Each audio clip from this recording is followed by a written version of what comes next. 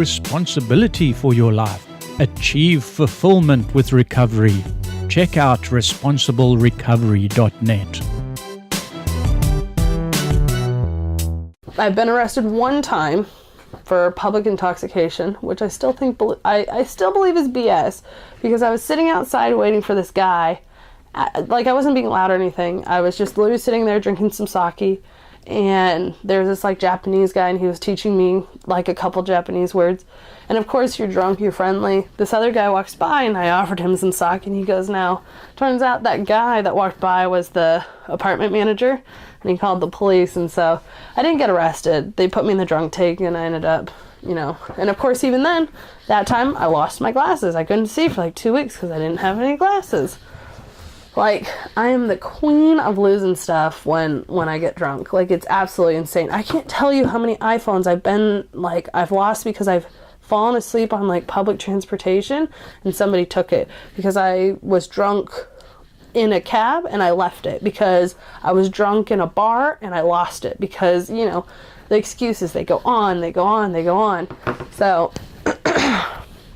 there was one time, like I said, I lost, and I just figured this out because I had to go back to my apartment and pack up, and I was reading my diary, and I was wondering why I was missing some games from my Game Boy. And it turns out I got drunk one night and I lost the games. And it makes me wonder, what else I've forgotten along the way.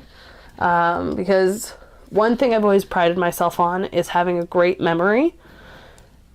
Alcohol strips that from you so badly. It's insane. You can't even, you barely remember your own name. What happened yesterday? I don't know. I literally have no idea. Long-term, short-term, it doesn't matter. When I read that, my mind was blown, because I've been looking for those Game Boy games for a while. I was like, where could they have gone? And I ended up, happenstancely reading my old diary, and there it is, an explanation of where these games went. I lost them when I was drunk, which, when I saw it, I was like, yeah, that checks out, of course. But I lost everything. I've lost jewelry, money, phones, dignity, the whole thing, all gone.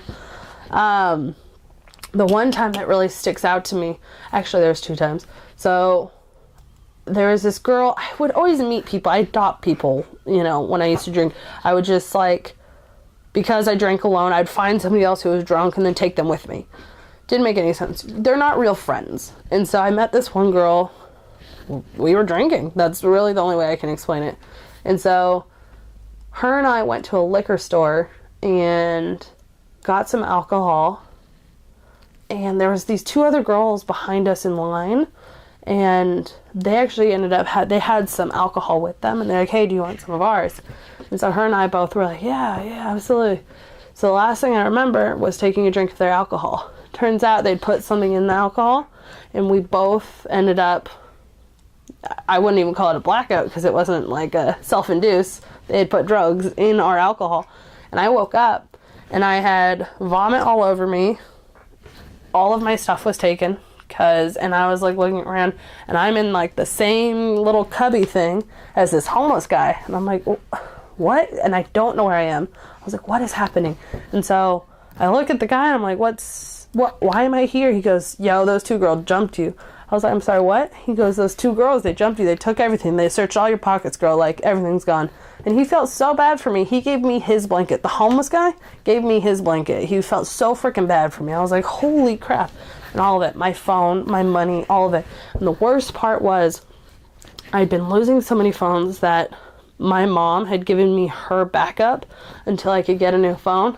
They stole my mom's backup phone, and to have to tell her, hey, by the way, I lost another phone, and I don't even remember to this day if I was honest about how I lost it, if I told her I was drunk, or if I came up with some cock and bull story about, and God, the stories got so creative, because I couldn't be honest with, anyone. I couldn't be honest with how drunk I was getting all the time. And this wasn't even the worst of my drinking at all. I just, I was so tired from working, I fell asleep on the back of the bus, and some guy took it and he ran off, and I chased him and I filed a police report. No, you fucking didn't. You didn't do any of that. Sorry, am I allowed to cuss?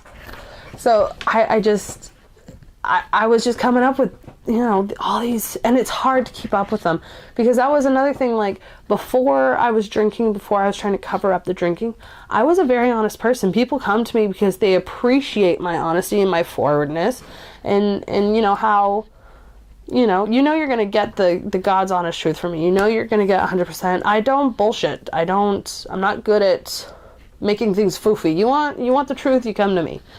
But at this point, it was hard to keep track of all my lies, It was just like, it was insane. And I felt bad because I'm lying to the people that I care about the most, Because obviously you're not going to lie to the people that don't care about you. I would tell N the things I would do, and her and I would laugh about it, and we'd go get even drunker. I wasn't lying to her, because to her it's just another drinking story, So I got jumped, which sucked. Still didn't hit home for me. Then there was one time I know I was drinking at work. I blacked out. The next thing I know, I'm coming to in a car. I don't know the guy who's driving it. So I freak out and I'm like, let me out of your car. I don't know you. Please let me out. So I get out of the car. When the door closes, I realize that I left my entire purse in there. And guess what? There's an iPad in there. There's money in there. There's everything in there. Fortunately, I had my phone and I had my keys on me. So I didn't lose those. But I thought once I got out, I was like, I think I know where I am. So, to get to my apartment, you have to go over this, it's a street. It looks like a freeway, but it's a street. You walk over it, you're literally on the other side. There's my apartment. It's perfect. So I'm like, I know where I am. I'm going to start walking.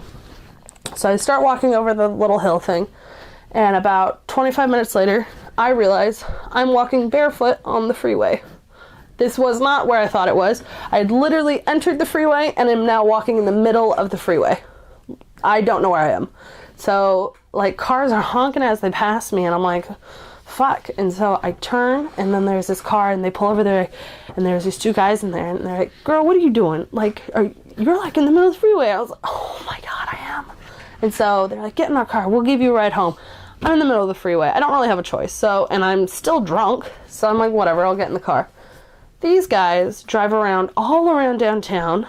The one guy gets dropped off, and then the other guy goes and parks and pulls out a meth pipe. And he just starts smoking meth in the car. I'm like, what? And mind you, I don't smoke meth. I don't do meth. I'm like, what is happening? Then he goes, you're gonna light it for me now. So he gave me the lighter and he made me light his meth pipe. I was like, he goes, if you light my meth pipe, we can go home now. I was like, what is happening? And I'm so far from home that I can't just get out and be like, get lost, and I don't have any money on me. And so I was like, fine. So I'm in the back seat, he's in the front seat. Finally, he stops smoking meth, which is such a crazy sentence to say. And so then we're driving around, and I'm still really drunk, so I actually ended up passing out. When I wake up, he's actually masturbating in the front seat. I was like, dude, what the fuck are you doing? Are you serious right now? He goes, yeah, when you bent over, I saw your panties. I was like, what? I just want to go home. You made me light your meth pipe. Now you're jerking off in the front seat. He goes, would you believe if I told you I haven't done this in 7 years? I was like, no. And then I look around. I'm like, I know where I am. Of course, I'm still drunk, though. So instead of being like, I'm out, I told him, I was like, you either drive me home right now or I'm getting out and walking. I don't know why that's an ultimatum for him. But he actually ended up driving me to my house and dropping me off. I never saw that guy again. But I was like, a crazy fucking thing. And so I go to bed and I wake up, and I end up not telling my sister about this for a long, long time. But I tell N. We laugh about it. Because we laugh at all of these freaking stories because they're ridiculous.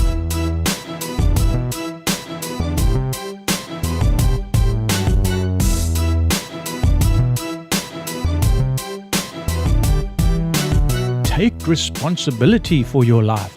Achieve fulfillment with recovery. Check out responsiblerecovery.net.